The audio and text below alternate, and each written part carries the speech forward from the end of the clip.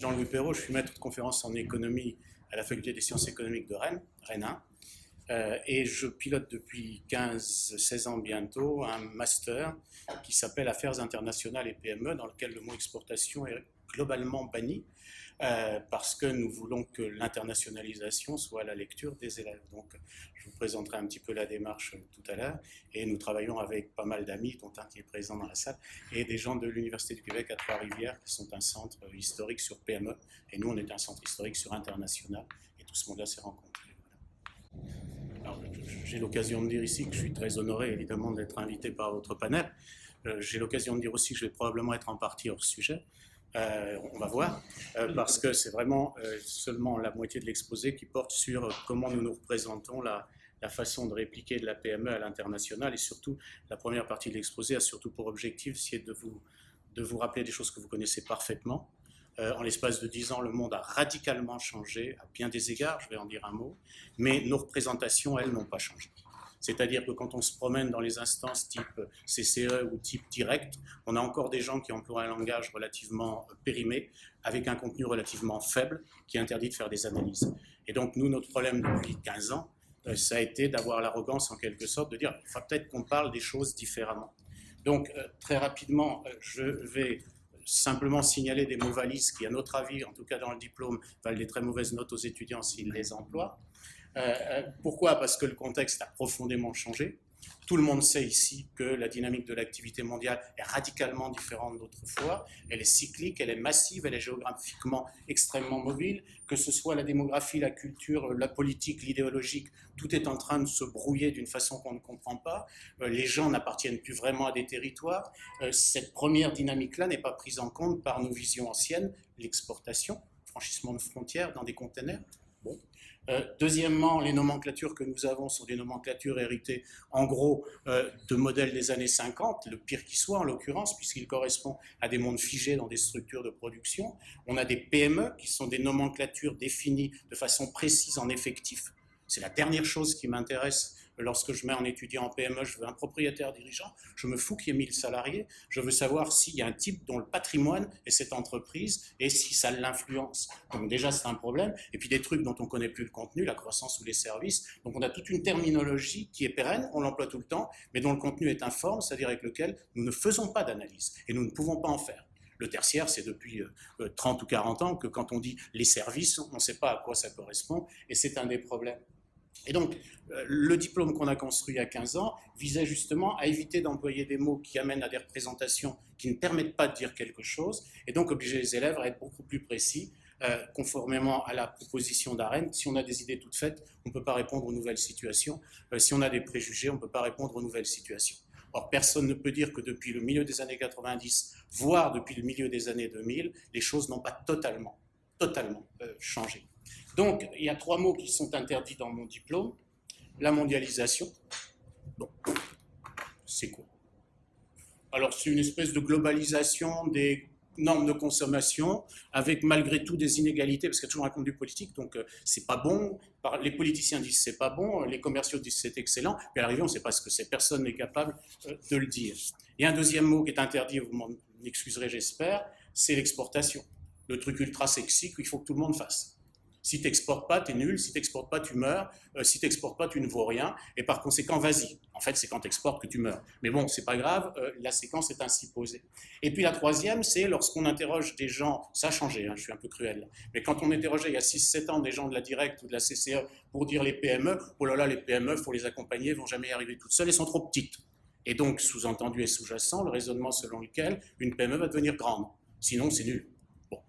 Malheureusement, nous savons tous, et à l'UQTR comme ailleurs, que 75% des compagnies ne changent pas de taille au bout d'un certain seuil. Elles sont organisées, et j'emploie avec les étudiants un terme latin, organum. Organum, ça veut dire outil ou organisation. Quand le mec a inventé la boîte qui lui sert à enfoncer un clou, il n'a pas besoin de fabriquer une perceuse. Donc il garde son entreprise à 35 salariés.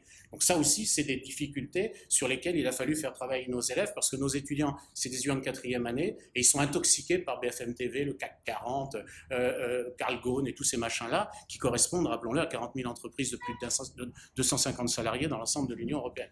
Bon, donc c'est sur ce champ-là qu'on travaille, nous autres. C'est-à-dire, d'emblée, on a un travail à obliger nos étudiants à changer leur présentation, à leur interdire l'injonction d'exportation a priori. Non pas qu'il ne faille pas exporter, c'est pas ce que je suis en train de dire, mais l'exportation n'est pas la solution de quelque chose. Quand tu es malade, si tu sors trop, tu vas tomber encore plus malade. Et en revanche, faire ce que fait mon voisin avec beaucoup de brio, diagnostiquer les capacités d'internationalisation, celui qui dit exportation à zéro dans la copie, des PME. En sachant que les PME, ce n'est pas seulement un problème de taille, je l'ai évoqué tout à l'heure, on ne sait pas très bien ce que c'est. Donc, l'exportation, ce n'est pas l'internationalisation, et inversement. Les PME n'ont pas à exporter en soi ce qui a été diffusé à énorme échelle, notamment par Madame Hydra qui a 7 ou 8 ans, quand elle était en train de demander à ses conseillers, chambre de commerce, d'aller retrouver 10 000 PME qui avaient disparu. Si elle avait regardé les statistiques de la Banque de France, elle aurait su où elles avaient disparu à l'export. Elles avaient disparu dans le ventre des groupes. Elles avaient été rachetées. Donc évidemment, ce n'était plus elles qui exportaient, c'était des groupes intégrés qui exportaient. Et donc, elle demandait au CCI de fabriquer des exportateurs. Et donc, on a commencé à avoir You, Rintintin, vas-y, va chercher le nonos. On a tué comme ça, c'est pas étonnant à la statistique qu'on va voir tout à l'heure, un grand nombre de choses. Donc, changer nos représentations. Je vais aller très vite sur ce point-là parce que vous le connaissez bien. Dans les facultés d'économie et de gestion, on continue d'enseigner des trucs empilés, fondés sur les économies nationales. Il faut qu'on ait un appareil productif, il faut qu'on déploie une industrie nationale, il faut qu'on achète des trucs petits bateaux, enfin des trucs comme ça. Bon, à un moment donné, pourtant, années 70, on est venu à une économie internationale où on se préoccupait de comprendre pourquoi un pays exportait. Une notion déjà en soi totalement insupportable, sauf si on est en 1713, quand effectivement Louis XIV a demandé avant sa mort à Colbert de créer un bureau du commerce, où on a commencé à dresser les balances commerciales. Donc en 1713, d'accord, aujourd'hui à voir, et on est passé à un système indéfinissable d'économie mondiale, mais dont on sent bien qu'il remet en cause toutes les cartes, et on ne sait pas vraiment le dire.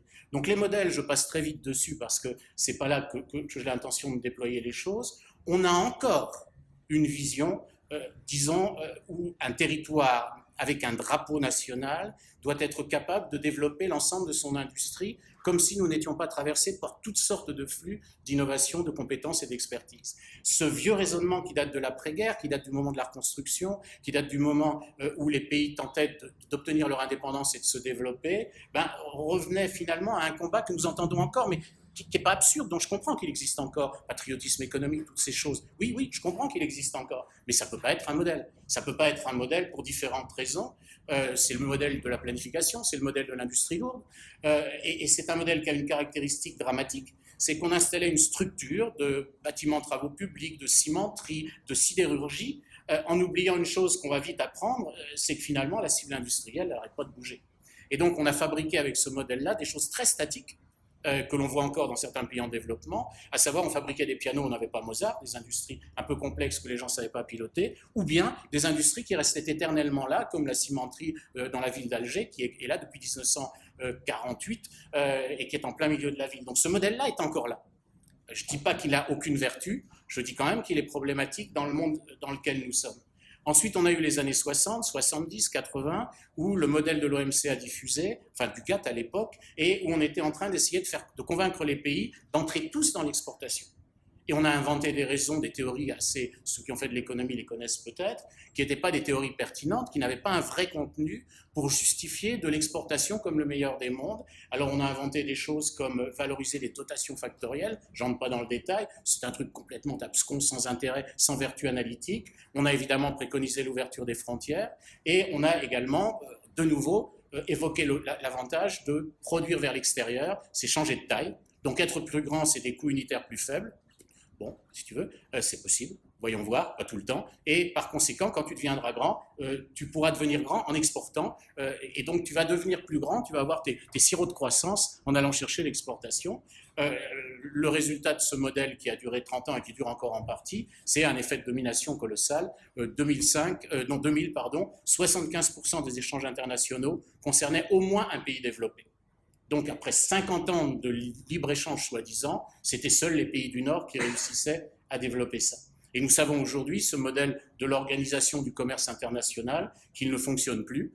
L'économiste en chef de l'OMC, à la retraite désormais, un grand monsieur, un grand économiste, Jacques Bhagwati, a écrit il y a 3 ans un bouquin en disant « Il y a des termites dans le système, nous ne sommes plus dans un monde où on est en train de faire des négociations multilatérales pour élargir le champ, la surface du commerce mondial, On est dans un cas où les firmes font des accords bilatéraux qui les intéressent pour faire avancer leur lobby. Et quand l'économiste en chef de l'OMC vous dit « ça ne le fait plus », c'est qu'on n'est vraiment plus dans le même modèle. Les boîtes peuvent tourner évidemment les accords multilatéraux, mais surtout les boîtes sont organisées autrement que par l'échange commercial. L'échange commercial, l'échange de marchandises est secondaire, il est presque accessoire. C'est un instrument de l'internationalisation, mais les mobiles, les stratégies derrière sont plus complexes. Alors, je ne vais pas dans le détail de ce que dit Bhagwati. Il appelle le modèle contemporain spaghetti bowl, un bol de spaghetti, parce qu'on ne comprend plus. C'est plus un grand espace de commerce international, c'est des tas de petits échanges qui sont bout à bout, des spaghettis bout à bout, comme la Belle et le Clochard quand ils sont en train de manger des nouilles. Et donc, c'est fait uniquement pour le profit de compagnies qui n'apportent aucun avantage au pays dans lequel le commerce a lieu. Donc cette condamnation est importante parce qu'elle nous oblige quand même à penser la place du commerce international dans ce dispositif. Et enfin, on est passé à un modèle, dit-on, d'économie mondiale, mais j'aime bien la définition qu'en donnait un bon collègue à moi en 93, c'est le nom qu'on a donné à des trucs pour lesquels on n'a pas de théorie. Dès qu'on n'a pas de théorie, soit c'est Dieu, soit c'est la mondialisation, ou quelque chose entre les deux, qui est un peu plus compliqué encore sans doute, mais on ne sait pas dire ce que c'est. Alors nous autres, on a commencé quand même à travailler sur les choses de façon un petit peu plus minutieuse, et on est allé regarder depuis combien d'années les économistes se trompent. Alors vous me direz depuis toujours, bon, là je ne dirais pas le contraire, mais on est allé regarder dans les statistiques qui ont été produites à partir de 1984 sur des données 1982 par les Nations Unies. On est allé regarder finalement, mais c'est quoi qui pèse dans le monde? C'est les échanges ou c'est la production? Bon.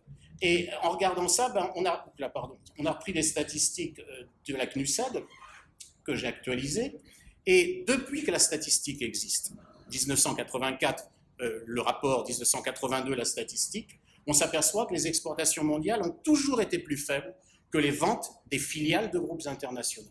Ce qui ne veut pas dire uniquement des ventes domestiques, bien entendu. Mais ce mouvement-là n'a cessé de s'accélérer. Quand un économiste essaye de comprendre l'export, il dit taux de change et prix. Quand quelqu'un d'intelligent essaye de comprendre l'export, il dit attends, de quoi tu parles? C'est des prix de cession interne, c'est l'organisation d'une global value chain, c'est quoi? Ton export, tu l'expliques encore avec des outils qui n'ont aucune vertu analytique, parce que tu expliques un truc que tu ne comprends pas. Tu crois que c'est une marchandise qui part de chez monsieur français vers monsieur allemand, mais en réalité, c'est quoi? On ne sait pas le dire. Et plus grave encore, lorsque nous regardons d'un peu plus près les exportations des filiales sur les exportations mondiales, donc une filiale en dehors de son pays d'origine, on a en permanence au moins un tiers des échanges qui provient de compagnies vers d'autres zones. Ça peut être pour source de l'OM, du manufacturing, ça peut être pour de l'échange ordinaire, mais en tout cas, là, il y a déjà un tiers des échanges dont on n'est pas sûr qu'ils relèvent d'une dynamique marchande, mais qu'ils relèvent peut-être d'une dynamique productive.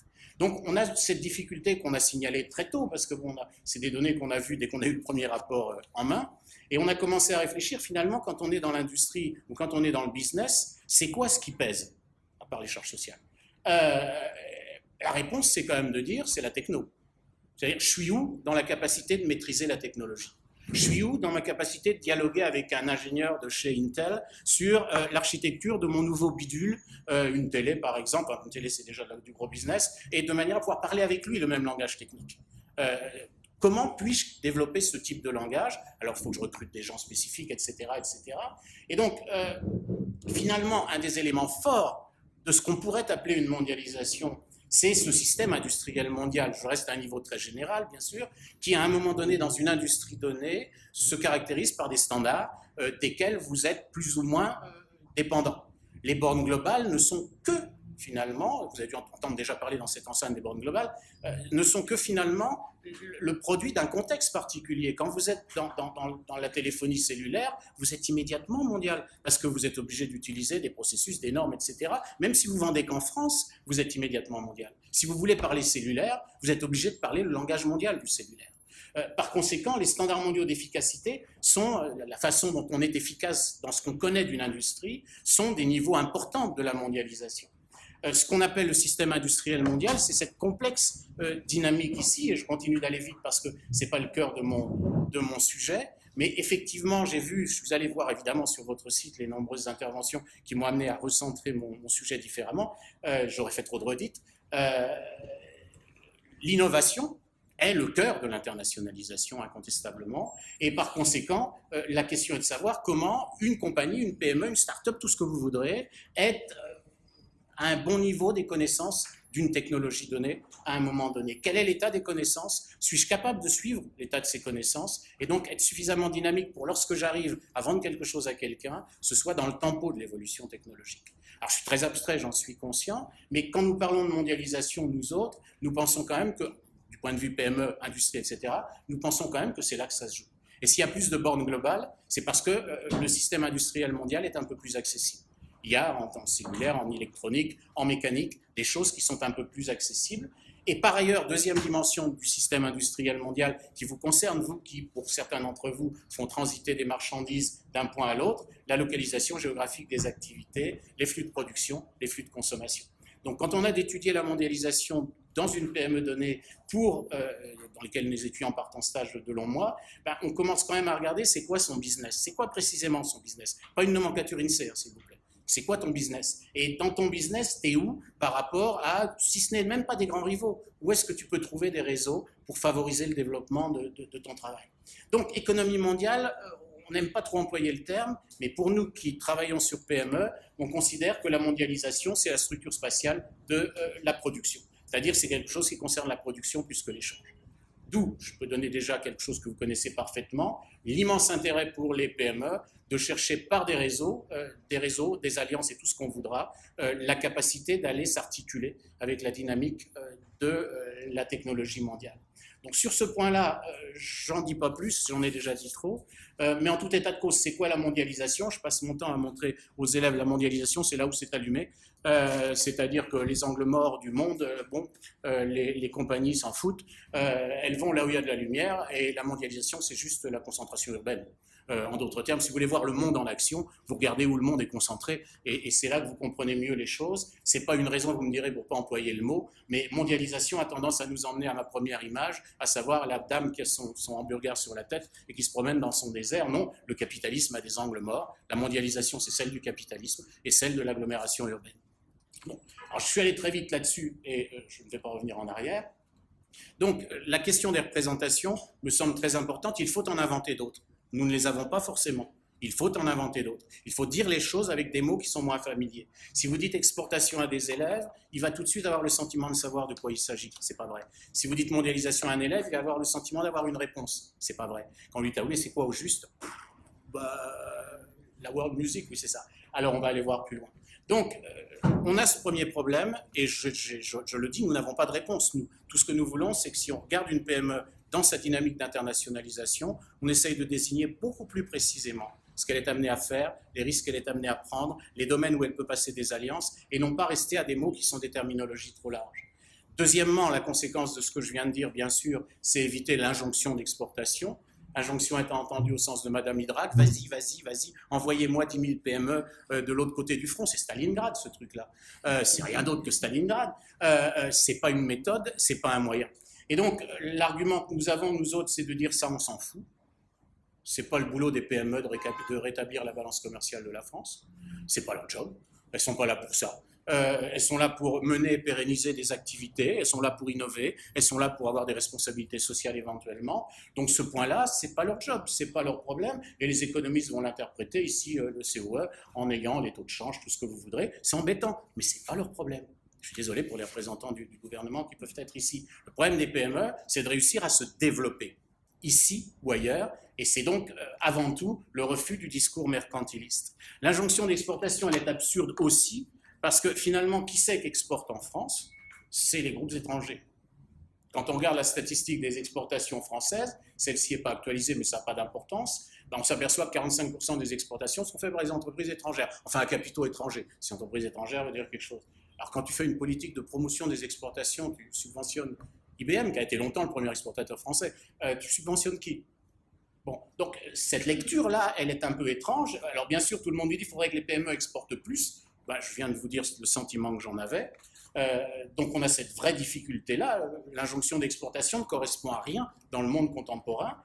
Et troisièmement, comme je le disais tout à l'heure, avec un tableau qui ne me plaît pas trop en vérité, un tableau récent de l'INSEE, Qui sont les PME? Quand on regarde ici, vous avez en violet et en gris les groupes qui contrôlent des PME, qui pour nous ne sont plus des PME dans notre diplôme, mais en revanche, dans les ETI, on peut avoir des grandes compagnies qui sont des PME, ben on voit effectivement qu'elles sont au service de la stratégie d'un groupe, donc pas au service du propriétaire dirigeant, qui, je le répète, de façon un petit peu excessive sans doute, est notre seul interlocuteur intéressant. Donc, quand on parle de PME qui doit exporter, là aussi, expliquez-moi qui. Si c'est les groupes qui exportent, c'est plus les PME. Donc, n'ayez pas des doctrines et des lectures de soutien aux PME si c'est pour moitié des groupes qui les tiennent sous leur tutelle. Vous êtes en train de distribuer du CICE à n'importe qui sans que ça ait des vertus d'efficacité. Enfin, la bonne nouvelle depuis 6 ans maintenant, c'est que les instances internationales, et là aussi vous en avez entendu parler, ont commencé à mettre à jour la mesure de l'internationalisation. C'est-à-dire qu'elles ont enfin décidé d'abandonner l'export comme mesure d'internationalisation des pays pour commencer, et c'est la grande initiative Made in the World, MyWhy, d'analyser la mesure du commerce depuis la valeur ajoutée. Et ça, c'est un point que nous adorons. L'internationalisation d'une firme, c'est sa capacité à contrôler de la valeur ajoutée à l'étranger. Capacité de contrôler de la valeur ajoutée à l'étranger. L'internationalisation qui consiste en l'exportation depuis Arras en Belgique pendant 1 an parce qu'on a trouvé un truc opportuniste et l'année prochaine on n'y est plus. Et puis comme le mec nous a pas payé, on fait faillite en plus. C'est pas, ça m'intéresse pas. Il y a juste un mec opportuniste qui s'est planté. Bah, oui, tant pis pour lui. C'est dommage, mais c'est tant pis pour lui. Non, être capable de contrôler opérations de longue durée, de la création de valeur à l'étranger, voilà ce qui doit être, et désormais dans les instances internationales, la mesure de l'internationalisation, avec des discours, là encore, du directeur, cette fois-ci pas de l'économiste, mais du directeur de l'OMC, qui dit « faut arrêter nos vieilles politiques mercantilistes ». Bon, qui sont basées sur des visions du commerce, la compétition entre nous et eux, le reste du monde, de la comptabilité nationale, pour ceux qui en ont fait un peu, il y avait le pays, puis tout le reste du monde. Aujourd'hui, c'est complètement anachronique. Ça ne correspond plus à une réalité des pratiques. Nous ne pouvons plus nous contenter de cette vision-là, et son discours est, je passe très vite et vous m'en pardonnerez, mais vous ferez distribuer ça, je pense, sans problème. Il nous dit, bon, la planète n'est plus du tout celle de 45, donc il faudrait qu'on change notre vocabulaire, et il nous dit que la vieille division du travail entre nations a complètement changé la vision qu'on doit avoir de ce qui est une globalisation, mondialisation. Aujourd'hui, il faut regarder les global value chains, il faut regarder les international supply chains, c'est-à-dire des mouvements de marchandises qui n'ont rien à voir avec la logique ordinaire de l'exportation, qui sont juste au service d'une organisation mondiale de la production par des groupes de tout type. C'est ça qui est important, et donc les frontières traditionnelles et les distances sont en train de disparaître, plus exactement, doivent disparaître dans nos façons de penser. Et c'est là une grande difficulté, bien sûr. Donc, pour rappeler tout ça, pourquoi il ne faut pas d'injonction d'exportation, je vous ai mis 3 statistiques, j'avais sorti le rapport, un rapport plus récent, mais ça n'a pas d'importance, un rapport de la fin 2016. Donc 16% de PME, grosso modo 15-16% de PME exportent, 32% n'exportent plus l'année suivante, c'est ceux qui sont allés chercher le nonos de l'autre côté, 50% exportent vers un seul pays, c'est ceux qui se sont dit si je ne le fais pas j'ai l'air idiot, et puis chaque année il y en a 20 000 nouveaux, à peu près 20% de l'ensemble des exportateurs, et le taux de survie à 3 ans c'est moins de 20%. Bon, ça c'est l'ancien monde, c'est une statistique 2012. Bon, j'espère que c'est l'ancien monde. Parce que bon, effectivement, on a envoyé à la mort des compagnies en leur disant « tu vas pas très bien, eh bien vas-y de l'autre côté, tu vas voir ». Ce qui est d'une cruauté incroyable. Je veux dire, c'est comme le gag d'une bande de fous qui sont dans l'avion, le pilote dit, il fait le calme-lait, et tout à coup il y a le silence dans l'avion, il dit « qu'est-ce que tu leur as dit ?» Je leur ai déjà ouvert la porte et je leur ai dit « allez jouer dans la cour ». C'est exactement ce que le ministère du Commerce extérieur, qui change toujours de nom, a fini par proposer à un certain nombre de boîtes. En revanche, les bonnes nouvelles, à mon sens, et je pense que votre think tank en est une des expressions utiles, c'est qu'il y a 10 ans, dans les chambres de commerce, ce n'était pas joué. Hein. Nous, quand on a commencé, Bretagne Internationale se créait, c'était la même année quasiment, et on est tout de suite allé voir son directeur en disant bon, ben, nous, on pense qu'il faut regarder l'internationalisation avec d'autres indicateurs. Il nous a dit oh, lolo, on n'a pas tout ça. Effectivement, la stat que tu as, c'est l'export. Et donc, il nous a répondu, puis nous, ça nous embête, parce qu'en fait, les voitures Citroën fabriquées à Rennes, elles sont dédouanées au Havre. Ce qui va changer, donc ils vont être ravis. Donc la balance commerciale de la Bretagne est déficitaire. Bon, là, on a bu un coup, puis on s'est séparés parce qu'on n'avait plus rien à se dire. Et puis après, ils ont beaucoup évolué sur ces questions-là, puisque désormais, ils s'occupent de faire venir des investissements directs étrangers. Mais en tout cas, en 2007, les CCI nous disaient, bon, on ne regarde pas que l'export, on regarde aussi l'import, service achat, et on regarde aussi des gens qui sont implantés. On a accepté que des PME aient choisi, ils sont fous, hein, d'avoir des filiales ou d'importer des marchandises. Et on a accepté de considérer l'importation comme le vecteur d'une amélioration de performance. Là, je dis bravo, évidemment, le graphique n'est pas terrible, mais bon, je dis bravo sur cette question-là, on a évolué. Et puis, l'excellent Fontanier, que vous connaissez, je crois, Lionel, a fait un remarquable rapport en 2009 que je vous remets sous les yeux. Il a pu accéder, ils ont fait plusieurs, c'est un énorme truc en 2 tomes qui est en ligne d'ailleurs, ils ont pu accéder à quasiment tous les bordereaux douaniers pour regarder les firmes, l'activité et le résultat à l'export. Ils ont obtenu plusieurs données que je ne détaille pas, mais bon, là, ils ont obtenu un truc qui, évidemment, amènerait Madame Hydrac à dire « You traverse la frontière ». Avantage des firmes exportatrices sur les firmes domestiques, elles sont plus productives, elles ont un effectif globalement plus élevé, 25 contre 7, elles ont un salaire moyen globalement plus élevé, une rentabilité plus élevée. Avantage des firmes qui exportent vers plus de 10 pays par rapport à celles qui exportent vers un seul pays, productivité plus élevée, effectif plus élevé, salaire plus élevé, rentabilité plus élevée. Donc celui qui n'y va pas bénéficier de tout ça. C'est là-bas qu'il irait trouver de l'autre côté de la frontière tous ces avantages, nous dit Madame Hydrac, la pauvre, qu'est-ce qu'elle pense. Mais en réalité, Fontanier, qui est un économiste, donc on pouvait craindre, parce que les causalités, c'est chez les économistes, ils les manipulent d'une façon extrêmement discutable. Et donc, Fontanier conclut le rapport en disant la question qu'on doit se poser, c'est l'export, puisqu'on veut employer le mot, on est en 2009. Hein, est-ce la récompense des plus efficaces ou le moteur de l'efficacité? Est-ce que c'est le regroupement des bons élèves ou bien l'amélioration du niveau de la classe, version Hydrac?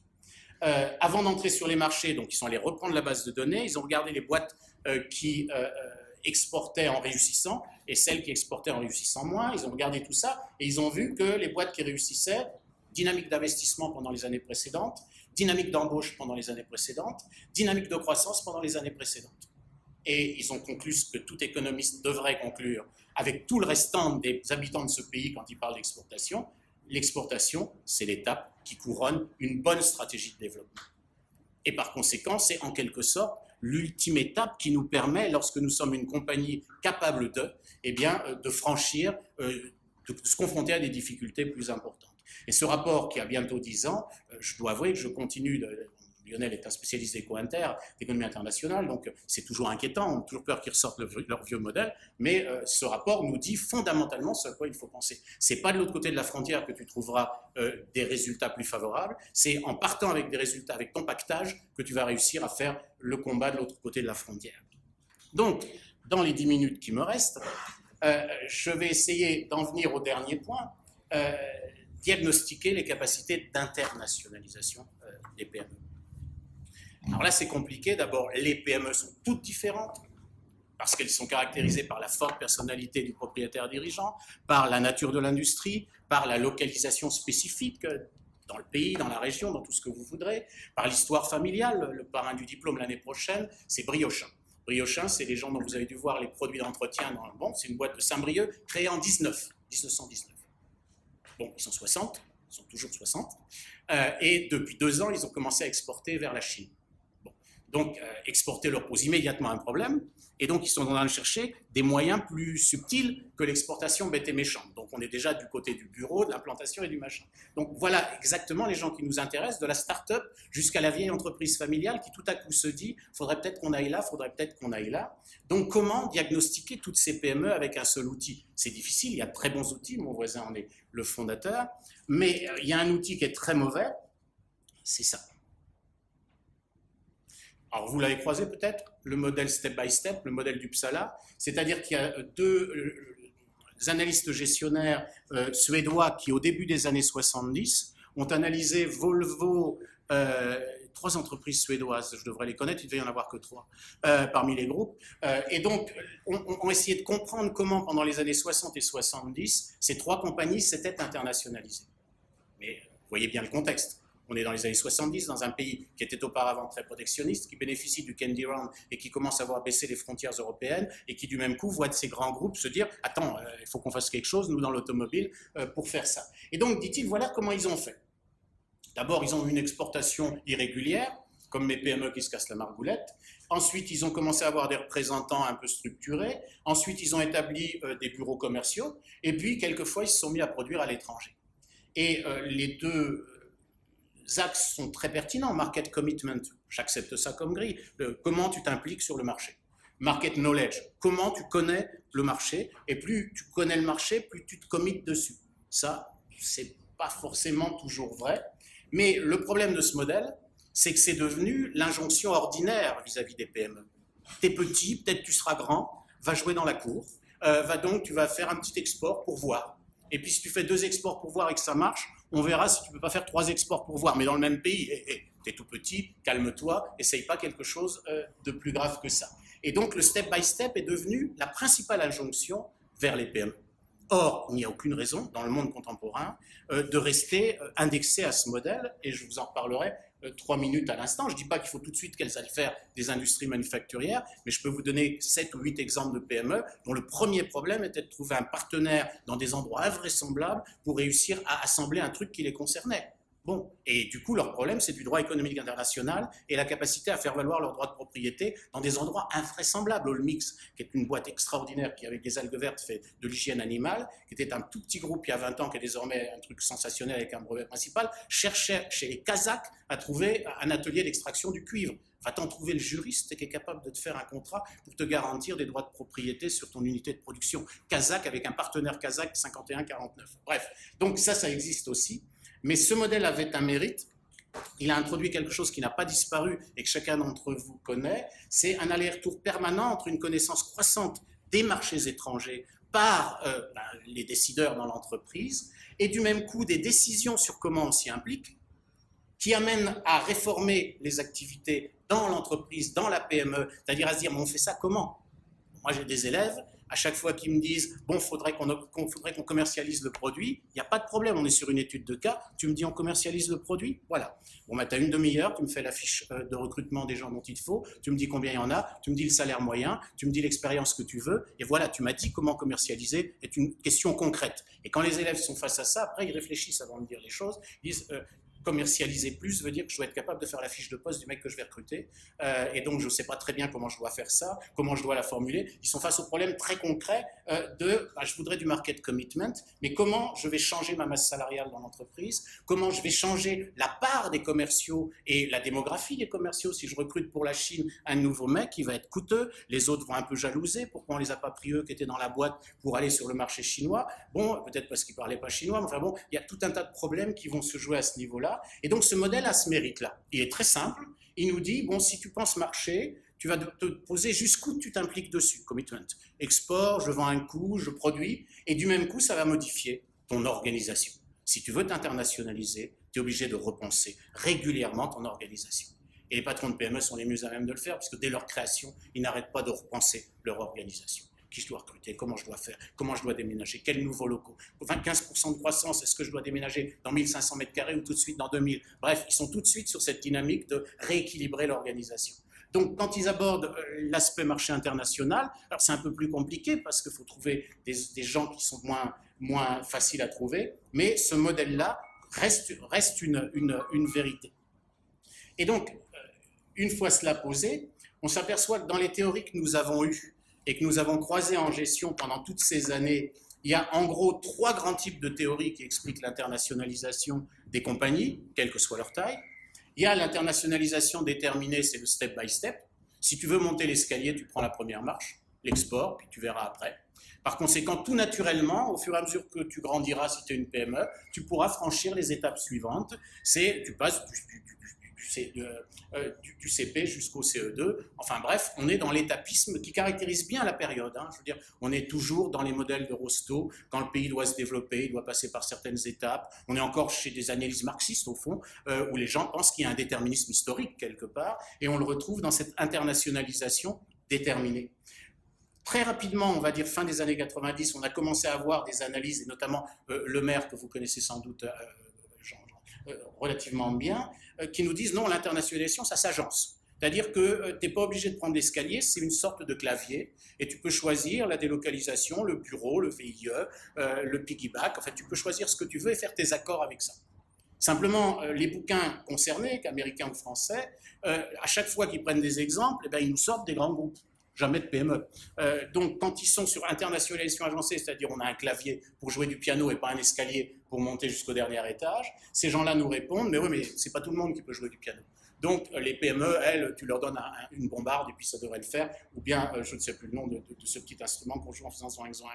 Et puis troisièmement, parce qu'il y avait quand même tous ces gens qu'on n'expliquait pas, qui étaient petits, qui étaient internationaux, qui n'avaient pas suivi l'escalier, qui faisaient des agencements invraisemblables, on a commencé à avoir, il y a désormais 22 ans quand même, des gens qui nous ont dit, à la genèse, ces gens sont internationaux. Et donc, on a tout un champ aujourd'hui de gens qui travaillent exclusivement sur les bornes globales à nous dire, dès la genèse, ces gens sont internationaux. Pourquoi ces gens sont-ils internationaux dès la genèse? Et là, on a tout un catalogue, évidemment, de pourquoi. C'est des entrepreneurs pertinents, ils sont très enfin, ils ont tout de suite envie de se développer sur les marchés internationaux, pas tant savoir pourquoi. Et donc, on a des catégories que vous connaissez bien, mais qui en même temps n'expliquent pas tout. Les bornes globales apparaissent particulièrement dans les années 90, quand les circulations de capitaux sont plus faciles, quand on a libéralisé les mouvements de capitaux, quand une firme peut s'amuser à implanter quelque part un bureau ou quelque chose, et donc quand dès sa naissance, elle peut se permettre d'avoir, comme nous avions à la fin des années 80, une boîte anglaise qui était en fait avec son labo de recherche au Canada, son siège social en Angleterre et son usine au Vietnam. Elle a été créée comme ça, c'était Inmos. Elle a été créée comme ça. Siège social en Angleterre, laboratoire de recherche au Québec, au Canada, je crois d'ailleurs pas au Québec, enfin pardon, et puis son usine au Vietnam. Bon, d'emblée, c'était exceptionnel à l'époque, ce genre d'audace d'être des Fabless Factory, mais bon, il n'empêche que le borne global existe parce que les mouvements de capitaux sont plus faciles et les mouvements de technologie aussi sont tout de même beaucoup plus faciles. Alors il y a plusieurs terminologies sur lesquelles je ne veux pas perdre de temps. International New Ventures ou Borne Global, peu importe, l'idée c'est que ce sont des boîtes qui savent que leurs ressources se trouvent partout. Bon, que ce soit les compétences, que ce soit les techniques, que ce soit les produits ou les fournisseurs. Alors on en est venu avec José Saint-Pierre de l'UQTR à se poser comme objectif de comprendre les pratiques d'internationalisation et la façon dont elles s'intègrent aux objectifs du propriétaire dirigeant. L'internationalisation doit être un des éléments de la stratégie globale de la compagnie.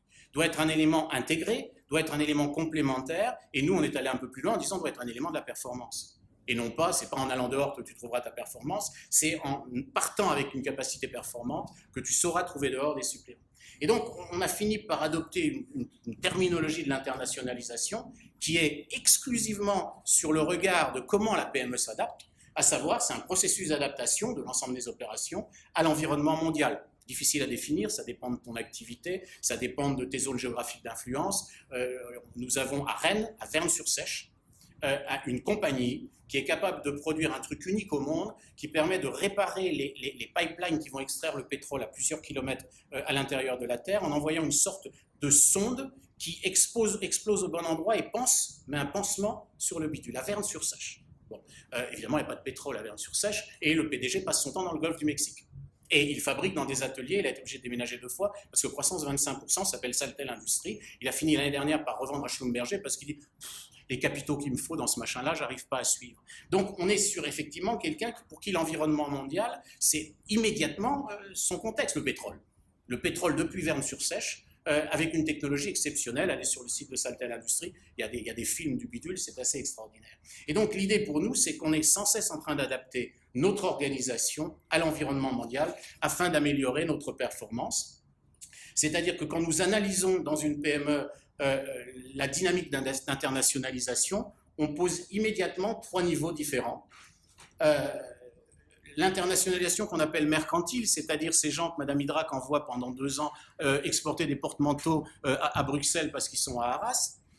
Bon, si ça se limite à ça, ton internationalisation, tu n'as même pas besoin de t'occuper de la langue du standard, tu n'as même pas besoin de changer ta logistique, tu peux y aller à pied, tu n'as même pas besoin de changer ton service commercial, qu'on ne me fasse pas raconter qu'une export est internationale dans ces cas-là. Ça n'a rien touché dans l'organisation générale de ta compagnie. Et on a des cas assez colossaux, je veux dire, il n'y a pas forcément que la Belgique. J'ai le cas d'une compagnie assez étonnante qui fabrique les petits cadres en bois que vous trouvez dans les magasins de bricolage pour encadrer vos photos, et qui a un outil industriel magnifique. Il est capable de changer sur des séries toutes petites la couleur, la forme, etc., mais qui à un moment donné exportait vers 30 pays, et ça représentait 2,5% de son chiffre d'affaires. Avec la logistique des 30 pays gérés par une petite jeune femme qui faisait ce qu'elle pouvait, et la logistique de tous les bricoramas, machin, etc., gérée par le directeur commercial. Là, on voit rien compris de l'internationalisation. Ça n'a rien changé de ton organisation générale de la logistique, ça n'a rien changé de ton organisation générale de la production. À la rigueur, tu as été amené à un moment donné à faire traduire en italien, puisqu'il livrait en Italie, puis en espagnol ton catalogue, mais ça se résume à ça. Et personne ne parle italien ou espagnol dans la boutique. Maintenant, ça a changé. Depuis 2 ans, il a désormais un assistant export. Bon, c'est le premier pas. Et cette dimension-là, en tout cas, nous pose problème. On veut bien la regarder, mais les flux commerciaux ne peuvent pas caractériser l'internationalisation. Parce que les flux commerciaux peuvent n'avoir amené aucun changement dans l'entreprise. Et vous avez vu la statistique tout à l'heure. Au bout de 3 ans, 20% sont capotés. Parce que ça n'a rien changé non plus. Et il y a les 2 dimensions qui, elles, nous préoccupent profondément, à savoir comment l'internationalisation a affecté ta technologie, comment tu as changé tes procédés, comment tu as adapté ton produit à des clients différents. J'ai l'exemple d'Armorinox en Bretagne, qui est quelqu'un qui fait des outils assez extraordinaires pour cuire des jambons. Donc, c'est des chaînes totalement automatisées de cuisson de jambon dans des matériels exceptionnels, et qui donc a commencé à se colter aux États-Unis il y a 8 ans maintenant, et a commencé à vendre aux États-Unis. Alors, je vous passe sur les problèmes d'organisation, mais simplement, le premier constat que faisait M. Dreano, son PDG, est de dire on a appris énormément de choses. On est revenu avec des adaptations produits qui ne servaient pas a priori à nos clients français, et quand ils se sont retrouvés avec ces options-là, ils se sont dit tiens, ça peut être intéressant de les adopter également pour nous. C'est-à-dire, dans un effet en retour, on s'aperçoit que la marchandise adaptée pour un grand client américain devient une marchandise qui va être utile. C'est du Inouï c'est l'internationalisation inouïe, comme on dit, qui devient utile à des clients qui fabriquent dans le même secteur sur le territoire français, par un effet de chaîne et d'apprentissage croisé. Donc l'internationalisation technologique, on la résume très vite, c'est est-ce que tu es capable de rester dans le mouvement de la technique? Et ça, c'est évidemment assez difficile à mesurer parce qu'il faut connaître les secteurs industriels. Et enfin, comment tu as retouché ton organisation pour qu'elle s'adapte à ta stratégie d'internationalisation? Comment tu as fait en sorte que ta stratégie ait à l'intérieur de l'entreprise des capacités?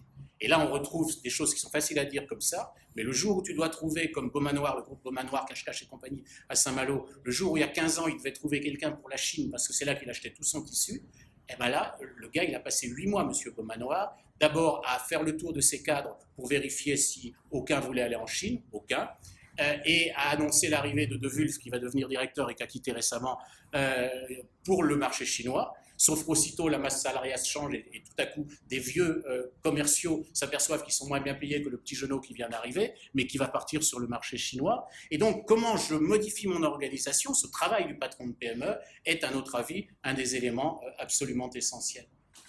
D'où un petit modèle sur lequel je passe là aussi un peu vite. Les 3 types d'internationalisation renvoient à plusieurs types de capacités. Les capacités, vous connaissez ça.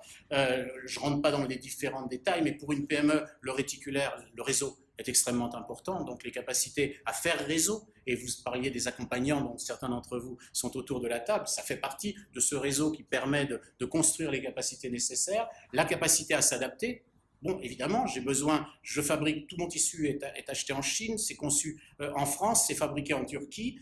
Bon, comment je m'adapte pour commencer à commercialiser en Chine les produits textiles de Cache-Cache et de Bonobo?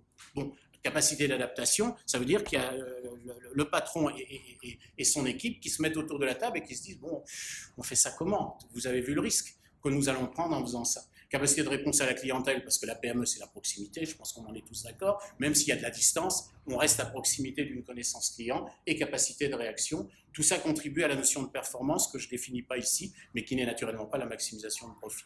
La performance, c'est la capacité à maintenir pérenne l'entreprise, c'est la capacité à distribuer les salaires, c'est la capacité à obtenir l'objectif qu'on s'est donné en tant que chef d'entreprise. Alors, je ne vais pas perdre trop de temps sur les nouveaux apports, mais je vais quand même passer sur les nouveaux apports parce que je pense qu'on va peut-être en parler à l'instant. Mais aujourd'hui, quand on lit de l'international business, on s'aperçoit que tout le monde est un peu venu sur ces notions-là. Il y a des gens qui travaillent sur l'organizational knowledge et qui se posent la question de comment l'apprentissage progressif permet à des patrons de PME de modifier leur organisation, comment ils savent avoir des organisations qui dérivent, enfin, qui s'adaptent à leur nouvel environnement, comment ils savent reconfigurer régulièrement les compétences en matière de connaissances. On a l'Inward et l'Outward. Alors là, c'est un point important parce qu'ils y sont venus tard. Je n'ai pas arrêté de dire à mes élèves pendant 10 ans que tu peux être totalement international sans mettre les pieds hors de Rennes. Dans un bled à côté de chez nous, à Plohermel, il y a une vieille forge qui s'appelle AP Industrie. Cette forge date du 19e, mais a été rachetée par les salariés en coop en 2010. Les salariés en coop en 2010 fabriquent des produits extrêmement fins. Ils viennent d'avoir un outillage il y a 7 ans, il y a 6 ans, ils ont eu un outillage de 18 millions d'euros là. Et donc, si vous êtes dans un tramway dans le monde, vous êtes à peu près sûr qu'il y a un des blocs métalliques de AP Industrie dans un métro, ou dans un tramway, ou dans un train bombardier, à Ploërmel. Et ces gens-là me disaient, quand je les ai pris comme parrain il y a au moins 8 ans, mais on n'est pas du tout international, nous. Je dis, mais c'est quoi votre client? Ben, c'est Alstom, c'est Bombardier. Et vous n'allez pas les voir? Ben non, ils ont leur service en France. Et vous n'êtes pas international, vous n'êtes pas capable de répondre à leur grille technique. Ben, si, c'est notre boulot. Expliquez-moi pourquoi vous n'êtes pas international. Parce que je n'ai pas eu un conteneur qui a franchi la frontière. Ben, prenez 10 000 euros et faites passer des conteneurs à la frontière pour calmer les douaniers. Mais je suis désolé, si tu es capable d'aller parler à Alstom de l'architecture technique et de la qualité de dureté de ton acier que tu vas mettre dans les roues de ton métro, c'est tout ce qu'il me faut. Tu es capable de parler à un des grands leaders internationaux, s'il peut le rester, de la fabrication de ce genre de produits. Tu n'as pas besoin de déplacer des marchandises pour être international. L'international, il vient à toi. C'est ce qu'on appelle l'inward internationalization. C'est-à-dire que, bon, finalement, en restant chez toi, si ton produit est intéressant, bah, finalement, tu es capable de venir le proposer à un grand groupe international qui va te le prendre ici et puis s'occuper de franchir la frontière là où il y a besoin de la franchir. Mais ce n'est pas tes oignons. Toi, tu as trouvé un interlocuteur dans la dynamique du marché mondial, des trains, des métros, etc. J'ai une petite boîte, je vous en reparlerai si on a le temps, mais je ne vais pas trop prendre de temps. Donc, inward internationalization veut dire que tu peux être international sans bouger de chez toi. Ce qui, naturellement, bouleverse la vision exportation. Si tu es capable techniquement d'aller parler techno avec des mecs de chez IBM, de chez Intel, de chez Alstom, de chez L'Oréal, j'ai une petite dame qui broie des huîtres au fin fond du Morbihan, ils sont 7. C'est le papa qui a inventé le système, et avec son système, ils sont capables d'extraire un calcium exceptionnellement pur. Bon. Donc, la petite dame, elle veut, comme ses enfants sont à Paris, elle veut surtout rentrer le jeudi soir. Enfin, je dis une petite dame, elle a 40 ans. En revanche, elle veut être le lundi matin au boulot le plus vite possible. Et donc, elle continue de broyer, et Bouygues et L'Oréal sont ses clients, parce qu'ils viennent chercher, L'Oréal vient chercher des calciums particuliers de purification des trucs. Désormais, si vous allez sur son site, vous voyez qu'elle a commencé à mettre des trucs dans différentes langues, mais il n'y a pas besoin de sortir de chez toi pour être international. Les groupes viennent chercher de la technologie, et si tu es capable de leur causer, eh ben, l'affaire est complètement réglée. Et tout ça, on avait commencé nos enquêtes il y a longtemps, en 88, c'est vous dire. On avait voyagé en Europe pour voir des PME européennes. On était allé en Italie, j'étais chargé de l'Italie. J'étais arrivé au fin fond de la campagne milanaise, dans un magnifique champ de blé, dans une usine de circuits intégrés. Je fais une aparté, mais vous allez voir le rapport. Mais je le répète, en 88. On faisait une étude pour l'ONU sur le déploiement des firmes multinationales de l'électronique. On voulait regarder justement qui étaient les sous-traitants. Et j'arrive dans une usine superbe, flamboyante, designée italienne, dans un champ de blé. Je rentre là-dedans, j'ai deux petits messieurs vraiment âgés qui s'approchent de moi, tableau design, qui me proposent de l'eau, qui me proposent tout, qui sont charmants. Et je leur explique, mais comment vous avez fait? Parce qu'on savait qu'ils étaient fournisseurs de 3 ou 4 grands groupes électroniques mondiaux. Les gars m'ont dit, oh, c'est pas très compliqué, nous on était déjà dans l'électronique, et puis un jour on a rencontré des gens de chez Fuji qui nous ont dit qu'on pouvait leur acheter des machines pas chères pour faire les perforations des circuits, on l'a fait, et puis bon, on a tout de suite passé un certain nombre de normes ISO qu'on les a eues, et puis on a montré nos produits à IBM, qui est juste à côté, là, dans les Pouilles, qui a dit, c'est vachement bien, je vous prends. Vous exportez beaucoup? On ne peut pas dire qu'on exporte, hein. Quand ça sort, c'est IBM, etc. Et quand l'entretien se finit, ils se demandaient un peu âgé, ça ne vous intéresse pas d'acheter notre entreprise? Donc, ça ne m'intéressait évidemment pas, mais dès cette époque-là, on avait des gens qui étaient internationalisés à une échelle que le douanier ne voyait pas. Bon, et que le douanier ne pouvait pas voir. Et donc, je ne reviens pas sur le reste pour vous laisser un peu de temps, et par ailleurs, nous avons le superbe outil des amis de chez Mercadex. Dernière chose, si vous permettez, aujourd'hui, et c'est très rassurant, j'étais à l'Open de l'International lundi, on s'aperçoit qu'il y a un vrai nouveau regard dans les instances d'analyse, d'accompagnement de nos différents substances d'apport et autres, c'est-à-dire on est quand même aujourd'hui en train de dire c'est quoi développer ta présence à l'international. Alors après, ils ne peuvent pas s'en passer, sinon il faut leur couper la langue, évaluer sa capacité à l'export, mais bientôt ça va disparaître à mon avis, mais on voit tout à coup le cœur de tout ça, construire ta compétence, ta capacité en gérant tes exportations, là je remplace par opération, en gérant tes approvisionnements, en prospectant, tiens, ta stratégie. Bientôt, exportation va disparaître de ce schéma, qui est un schéma sorti de France internationale, et sera remplacé par internationalisation, je pense.